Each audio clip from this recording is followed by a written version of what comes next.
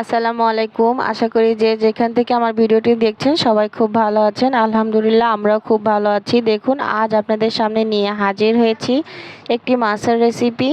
এই মাছটি হচ্ছে তোপসে মাছ রেসিপি। আমি কিন্তু আজ তোপসে মাছ রান্না করে দেখাবো। কতটা লোভনীয়ভাবে এই তোপসে মাছ রান্না করবেন সেটাই আজ আমি আপনাদের করে দেখাবো।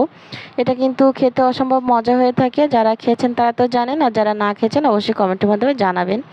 দেখুন আমি প্রথমে কিছু তোপসে মাছ এখানে কেটে ধুয়ে পরিষ্কার করে রেখেছি। আমি এখানে মিডিয়াম এবং ছোট কিছু মাছ নিয়েছি। এ থেকে বেশি কিন্তু বড় হয় না মাছগুলো, সামান্য একটু বড় হতে পারে।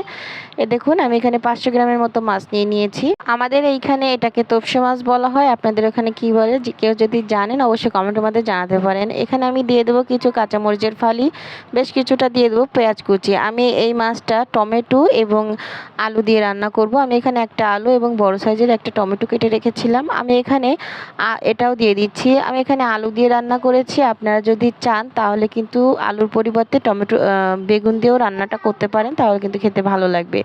দিয়ে দেবো হাফ চামচ আদার পেস্ট, হাফ চামচ রসুনের পেস্ট, হাফ চামচ জিরার পেস্ট। দিয়ে দেবো স্বাদ অনুযায়ী লবণ, হাফ চামচ হলুদের গুঁড়া, হাফ চামচ লাল মরিচের গুঁড়া এবং হাফ চামচ ধনিয়া গুঁড়া। লাল মরিচের গুঁড়াটা আপনারা আপনাদের পছন্দ মতো দিয়ে দেবেন।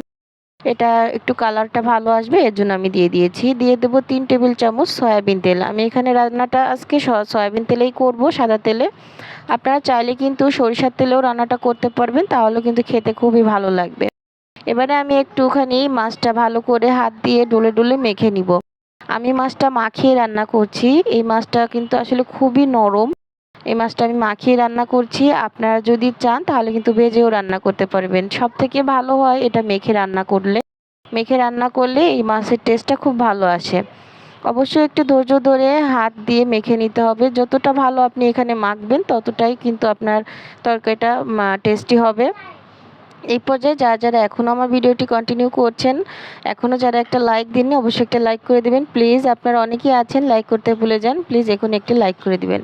দেখুন মাছটা মাখানো হয়ে গেছে। এরপরে আমি মাছটাকে একটু উপর থেকে সাজিয়ে দিচ্ছি। এতে করে যখন আমি মাছটা রান্না শেষে যখন আমি এটাকে তুলবো তখন কিন্তু আর ভাঙবে না। মাছটা একটু উপর দিকে সাজিয়ে দিলে মাছটা আর ভাঙে না।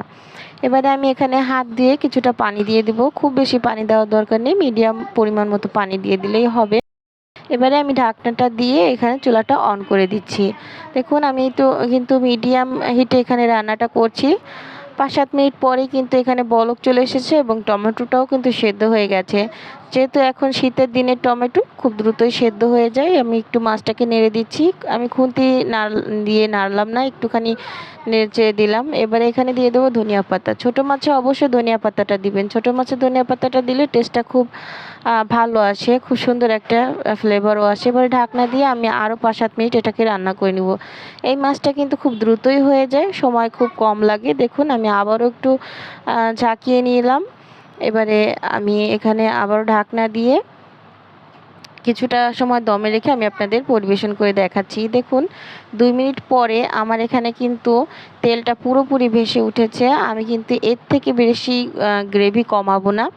আপনারা যে যেমন গ্রেভি খেতে চান সেভাবেই কিন্তু আপনারা এখানে রাখতে পারেন। আমি ঠিক যখন এইভাবে তেলটা ভেসে উঠেছে তখন কিন্তু আমি এটাকে চুলাটা অফ করে দিয়েছি। এই মাছের গ্রেভিটা খেতে এতটা মজা হয়ে থাকে যে কি বলবো, যেটা আপনি যদি না খান তাহলে কিন্তু বুঝতে পারবেন না। মাছটা খেতে এতটা অসম্ভব মজা হয়ে থাকে। আপনারা যারা যারা এখনও এই মাছটা ট্রাই করেননি অবশ্যই একদিন ট্রাই করে দেখবেন, খেতে খুবই ভালো লাগে। আর এই মাছের গ্রেভিটা খেতে আরও বেশি ভালো লাগে। এখন চুলাটা অফ করে আমি একটু সার্ভে চলে যাচ্ছি। দেখুন তরকারিটা কিন্তু পুরোপুরি ঠান্ডা হয়ে গেছে, আমি সার্ভ করে দিয়েছি। দেখতে মাশাআল্লাহ কতটা লোভনীয় হয়েছে। এই রকম একটা তরকারি আপনি যদি গরম ভাতের সঙ্গে রাখেন খেতে কিন্তু মাশাআল্লাহ খুবই ভালো লাগবে এবং অনায়াসে আপনি পেট ভরে সকাল দুপুর রাতে যখনই খান না কেন আপনি পেটটা ভরেই ভাতটা খেতে পারবেন। আমার ভিডিওটি যদি একটুও ভালো লেগে থাকে তাহলে অবশ্যই একটি লাইক কমেন্ট শেয়ার করবেন এবং আমার চ্যানেলটি সাবস্ক্রাইব করে রাখবেন। অবশ্যই বেল আইকনটি বাজিয়ে দিবেন যাতে যখন যা ভিডিও ছাড়ি আপনার কাছে আগে পৌঁছে যেতে পারে এবং আপনি ভিডিওটি দেখতে পারেন। সবাই ভালো থাকবেন, সুস্থ থাকবেন। আসসালামু আলাইকুম।